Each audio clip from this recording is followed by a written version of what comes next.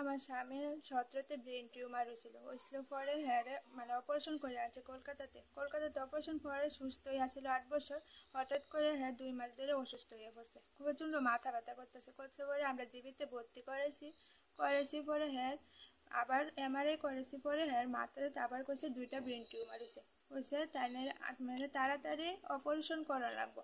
কিন্তু আমাদের কাছে তো এত টাকা পয়সা না যে হ্যাঁ চিকিৎসা করে আনুম। আপনার কাছে আমি হাত জোর করে অনুরোধ করছি হ্যাঁ জন্য যে হ্যাঁ বাঁচানোর জন্য আপনারা একটু সাহায্য করুন, এটুকুই আমার চাওয়া।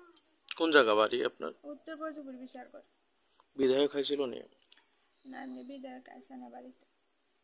কিরকম অবস্থা আছে এখন? হ্যাঁ প্রচন্ড অসুস্থ, একদম খাওয়া দাওয়া করতে পারতেছে না, বিছানাতে উঠতেও করে পারতেছে না, একদম অসুস্থ। মানে কিটা কইতাম, মানে এত অসুস্থ, মানে আমি একদম মানে হেয়ার স্ত্রী হইয়া মানে আমি বুঝাইতাম পারতেছি না। মানে আমি চাই তাড়াতাড়ি সুস্থ হওয়ার লেগে আপনারা একটু সহযোগিতা করেন, আমি হাত জোর করে মিনতি করছি আপনাদের কাছে।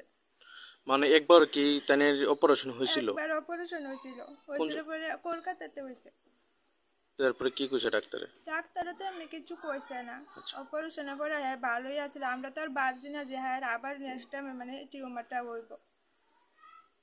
তো তারপরে ওখানে তো হয়েছে পরে কইতাছে আবার অপারেশন করা লাগবে। অপারেশন করতে কলকাতা ডাক্তারে কইছে 7 লাখ টাকার মতন লাগবে। টোটালি এখন কত লাখ টাকা লাগবে? 7 লাখ টাকা। এখন কি চাইতেছেন আপনারা? আমি চাইতেছি মানে সবাই সহযোগিতা করে আমার স্বামীকে সুস্থ করে আনন্দের লেগে। অনিল দেবনাথ।